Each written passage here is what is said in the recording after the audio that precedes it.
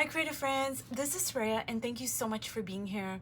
So I'm going to combine a few different concepts in the video today, but the basic premise of the entire video is how do I bring things into fruition. So in this particular case, I am going to be talking about an art journal that I am going to create. I haven't made it yet. I haven't even found the vessel that I'm going to put this particular art journal in, but I've already done not most of the work, but I have built the foundation for this art journal that is yet to be born, so to speak. So the very first thing I want to do is I want to talk about this book over here. It is called The Creative Habit, Learn It and Use It for Life. It's by a lady named Twyla Tharp, and I'm not sure if I'm pronouncing her name correctly, but she is an absolute genius of a choreographer. She has worked with the Alvin Ailey dancers.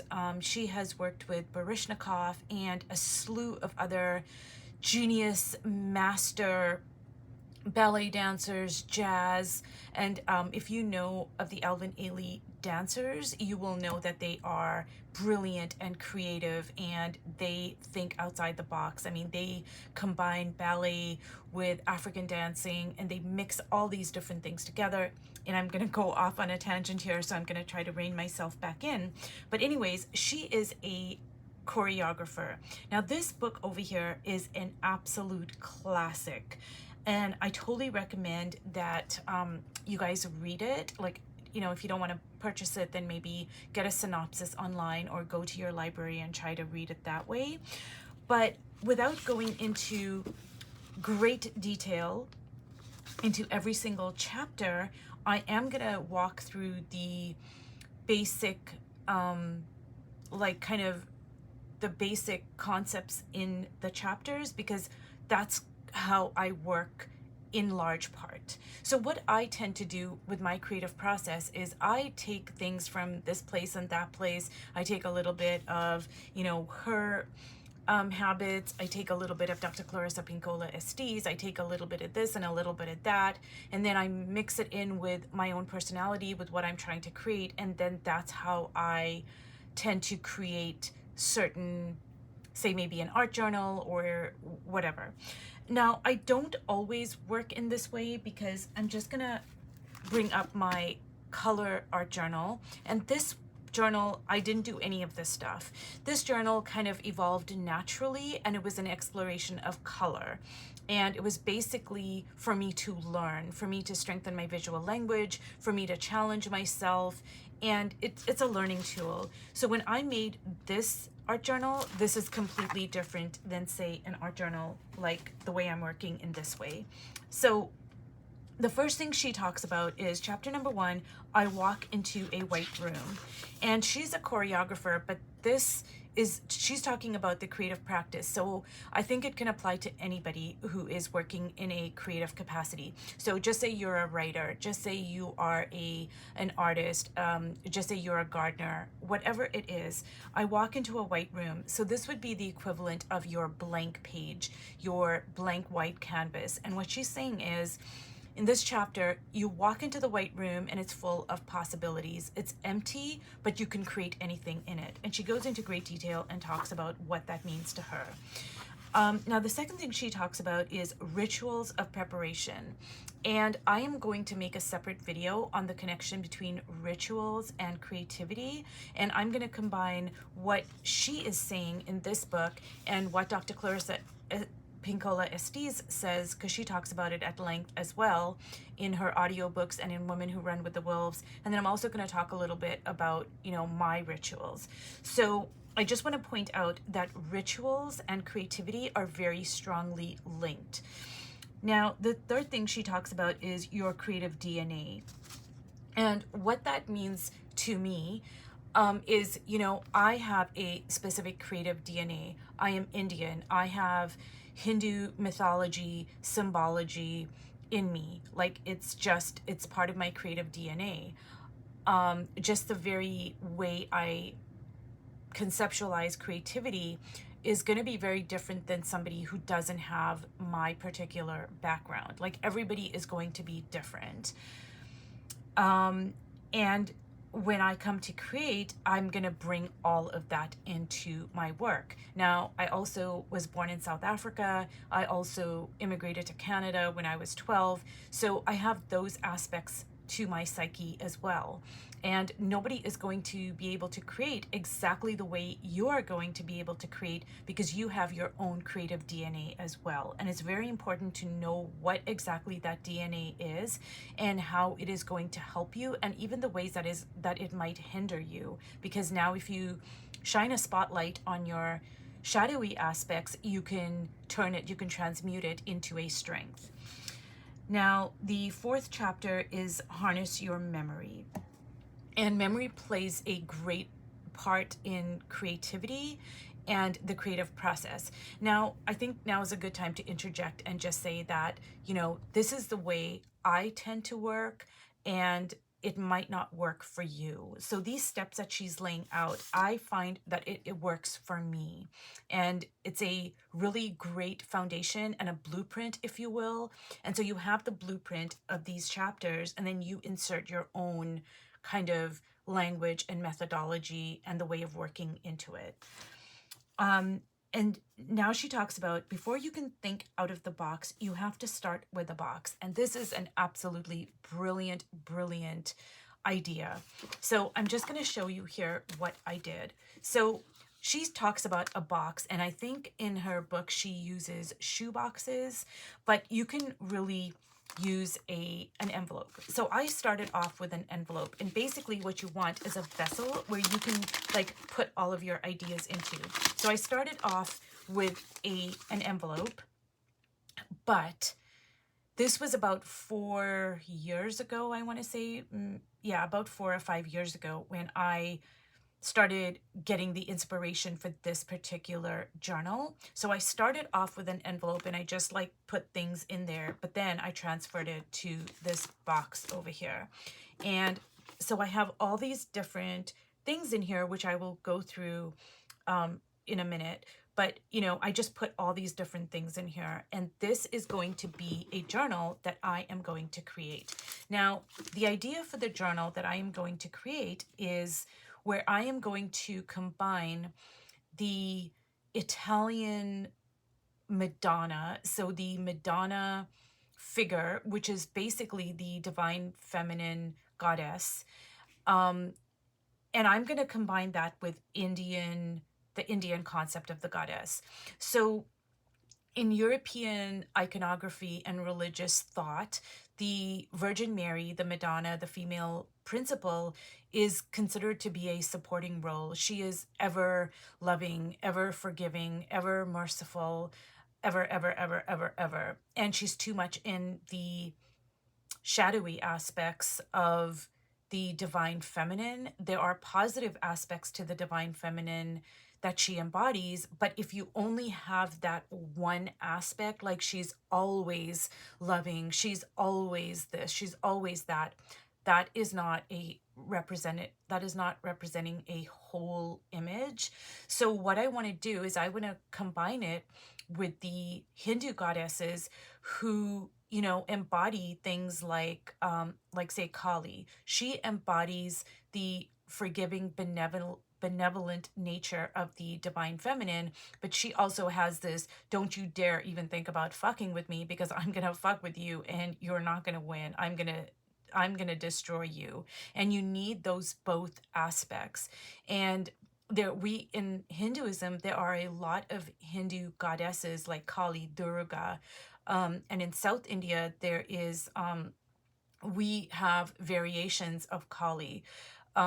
So we embody that in the Hindu religion, but I also want to point out that Hinduism is an extremely, extremely, extremely toxic patriarchal culture. So what you see in mythology is not translated into reality. And there is that cognitive dissonance and discrepancy between those two aspects. But what I want to do is I want to combine the Madonna with the Indian aspects. And as you can see over here, this is an Indian woman, but then there's Italian print over here. There is, you know, this is Italian over here, this is Italian. So I'm even here, I'm thinking about how to combine it. And we lived in Italy for quite a few years, and I got to experience Italian culture in a different way because I was immersed in it. And a lot of Italy still has that Madonna as playing a very secondary role, if you will, to the Christ figure, to the masculine aspect. But the place that I lived in was Vicenza, and it's in northern Italy. And, you know, kind of just in a very mystical way, I was living in a place that embodied the divine feminine as the principal character. And we actually lived in a place that shared a structure with a church that was devoted to Mother Mary. And we lived like within walking distance to Mount Berico, which has a very ancient church that a lot of people come from all over the world and all different parts of Italy, but they go there primarily for healing. Like if they're sick or a loved one is sick, they walk up the hill and offer a sacrifice, and they ask the divine feminine for healing. So it was then that I got this inspiration for combining these two aspects, like the Italian and the Indian. And I want to do it in a way that is empowering and respectful to both cultures and both representations. And another thing is that, you know, there is the concept of the Black Madonna. Like when I was in Prague, they have the Black Madonna there. I think it's the only one in Europe. I could be wrong on that. But anyways, I went to visit her, and she's on the side of a building, just absolutely gorgeous. And a lot of religious experts now say that the Black Madonna is a manifestation of Kali, which is the Hindu goddess Kali. So I don't know if this is true or not, but in my mind, I am thinking about all the ways like I can kind of bring this to life. And like I said, I started this about 4 or 5 years ago. So, so what she says in this book is, before you think outside the box, you have to have a box. So in this box, I just have different things that I have put in here over time in the past 4 or 5 years, ever since this idea came to me, that, you know, I may or may not use in my actual journal, but these are like different ideas and different thoughts. So over here is Tamil script, and I have lost my mother tongue. I only speak English. So when I use Tamil script, it's a way of me reclaiming my mother tongue through my art. So I have Tamil script. I have, these are Indian silk threads or pieces of silk. This over here is Italian. It's just some gorgeous, delicious Italian embellishments.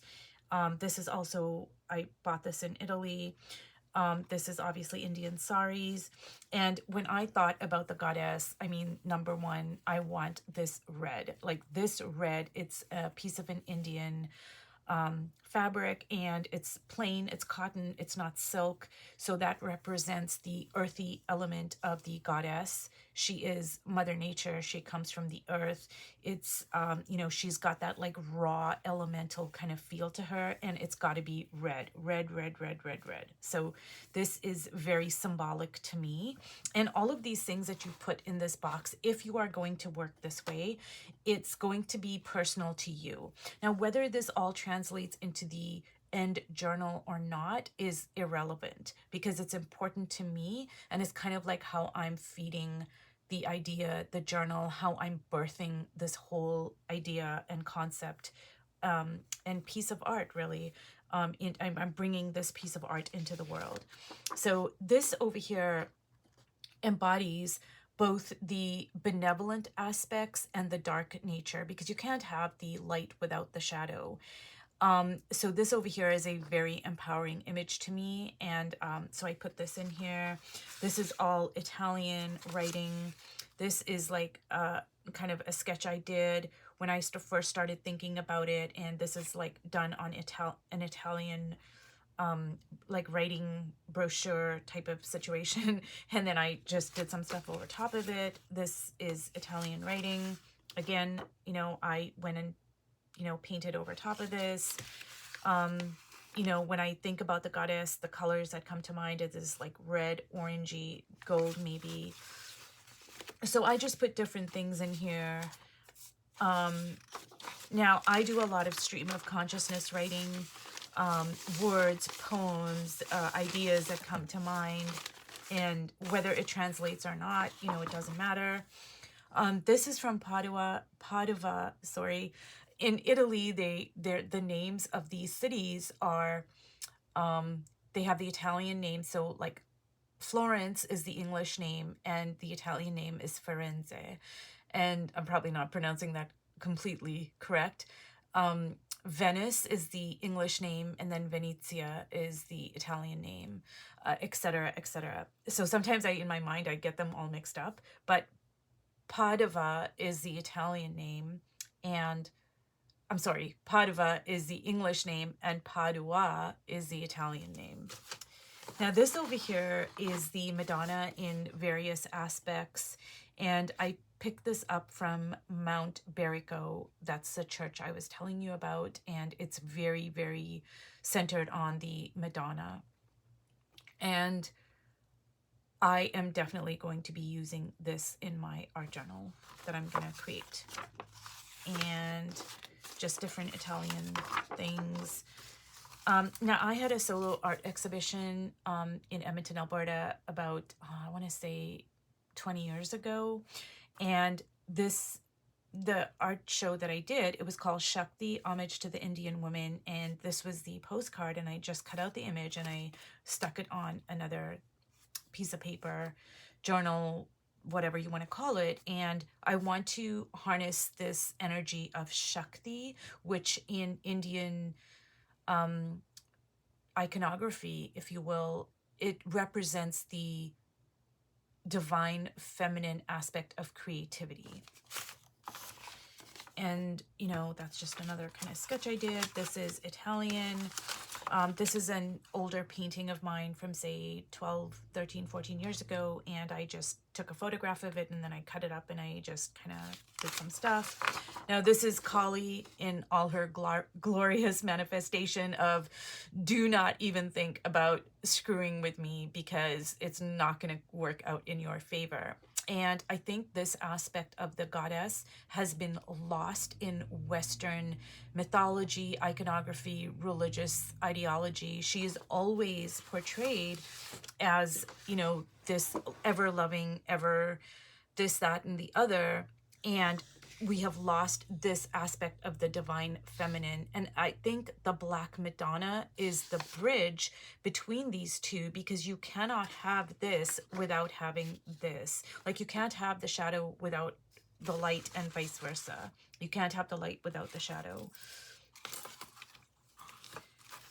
So these images here are from an Indian art manual, if you will. When I visited India many years ago, I took some private lessons from a master sculptor, and he photocopied these different images, and I've kept them all these years because in Indian, you know, India is a much older civilization than, say, European cultures and civilizations, etc. It goes back like 5,000 years ago. So the concept of Indian art has a much longer history, and it's very different than Western culture. Like in India, the arts embody different aspects of, say, education, art. Art covers education, it covers language, it covers dancing, like Bharatanatyam dancing, it covers temple sculptures, and then later on it came to embody like painting and drawing, etc.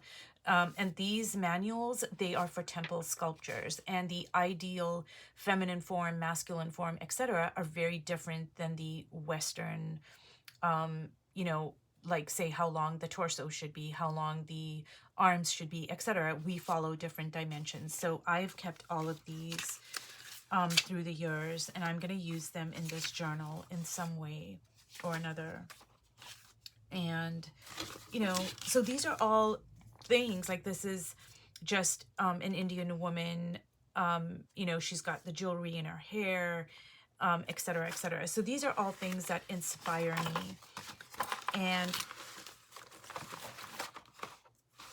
And then when I go to create my art journal, I am going to look to these things in the box, and I'm going to, you know, that won't fit in the box anymore. But, I mean, you know, initially, like I said, I used this envelope to put some of these things in, but as they grew and grew, I needed like a bigger space.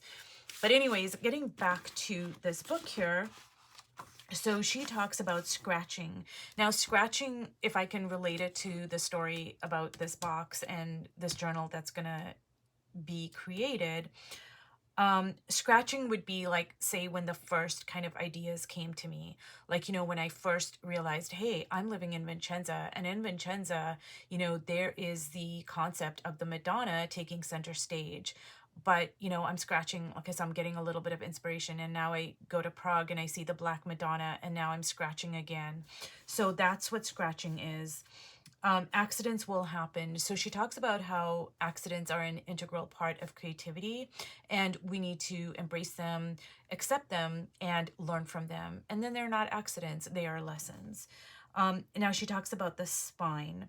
And what she says is the spine is not the message, but it holds the message. So this is the box. So this is the vessel that is going to hold all of your ideas. And then this is the spine. All of these things are the spine. They hold different parts of the message. Now, however I translate that, you know, that's up to me. But this, everything that's in the box is the spine. Then she talks about skill and how we, you know, we always learn, we hone our skill, etc. She also talks about ruts and grooves, which is we are going to get stuck in ruts. We are going to, those are inevitable, you know, don't stay there, but, you know, don't think also that, well, this is forever and it's never going to go anywhere. She talks an A in failure. And so she talks again about, you know, like accidents will happen, failures will happen. And then she talks about the long run. So look at the overall picture. Look at, like, you know, what do you want your message to be? What do you want to convey? What do you want your legacy to be? Those are all things that she talks about. So I cannot recommend this book highly enough. It is an excellent, excellent book. And one of the main premises of this book, and it's in the title, The Creative Habit, Learn It and Use It for Life. You know, you don't wait for inspiration to come. You keep on working, inspiration will show up. And she talked about how she has like all these shoe boxes, like, I don't know, like 20, 30, whatever. And every time she gets a little idea for a play, a choreography, whatever it is, she goes and puts stuff in that box. It could be like writing a little, you know, a little poem or a little note or a little whatever, or you could take a piece of fabric or whatever it is, you put it in these little boxes. And then, you know, when you feel like, hey, I want to work on this, it's time now. And that's kind of how I feel about this. Like, I feel now, okay, it is time for me to create this journal that I have been, you know, working on, not working on it physically, like by me getting an actual journal and working in it, but I've been working on it in this way. I have been doing all the work in different ways. And I would say this is about 60 or 70% of the work. And I talked about this in another video. I think I was talking about Dr. Clarissa Pinkola Estes and about creativity and about how we nurture our creativity and our creative fires. I don't believe that, you know, when I go to work in my journal and I start creating a specific journal, I don't believe that it starts there. It's already begun. It has already started by all of this. And this is about 60 to 70% of the work. Whether that shows up in the journal or not is irrelevant. It is absolutely going to transpire in some way, because this is the nuts and bolts of it right here. This is it. And now all I'm doing is I'm taking all of this stuff and I'm translating it into my art journal. So now that it's time for me to create this journal, I am solidly thinking about, okay, what do I want the dimensions to be? Do I want to use a children's cardboard book? Do I want to use watercolor paper? Do I want to use junk journal elements, like just junk mail? Like, how do I want this art journal to make its way into the world, if you will? And this is the way I work, you guys. And like I said, this is not 100% of the way I work, because say when I made this journal over here, this is mainly a working, it's a journal for me to learn from. So that's the purpose of this journal. So I didn't make a box for that. But when I'm making a journal like this, and even when I did my art show, this is primarily how I worked. So anyways, you guys, I hope that this has been helpful. And like I said, this is a way I work most of the time. I'm not looking for like 100%. I'm looking for like even 80% of the time. This is how things work for me. And if something in here inspires you, or says, hey, I want to explore this further, then go for it. But if it doesn't work for you, then obviously it's not for everybody. But anyways, I hope that this has been helpful in some way, and thank you so much for watching, and I will see you in my next video. Bye.